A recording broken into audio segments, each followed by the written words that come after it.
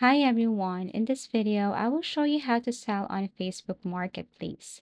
So first, you need to log into your Facebook, go to facebook.com or open the Facebook application, use your personal profile, click or tap the Marketplace icon in the desktop left-hand menu, in the mobile bottom menu.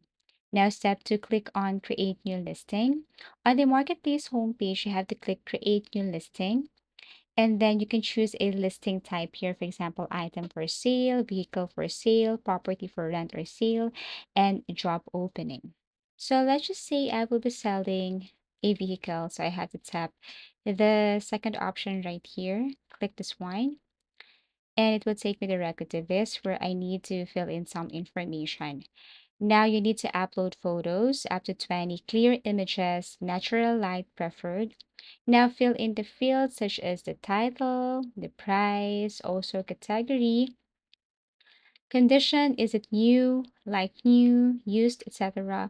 Description, you need to mention size, features, defects if there is, and then toggle delivery available if you're open to shipping or drop off. And also you need to set location, choose the pickup or meet up location. Facebook auto detects your area, but you can change the city or zip code.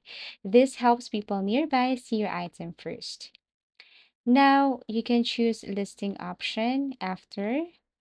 And then as you can see here, I have to be very careful with the information that I put here. You need to add or you need to fill in all information here because you can't proceed.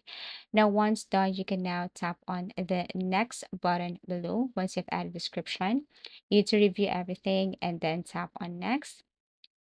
And then here, you need to review everything and then tap on publish.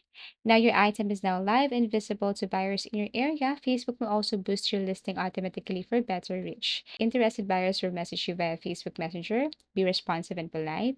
You can discuss availability, price, negotiation, pickup, delivery details. And that's how easy it is to sell on Facebook Marketplace. Thank you for watching and see you again in our next video tutorials.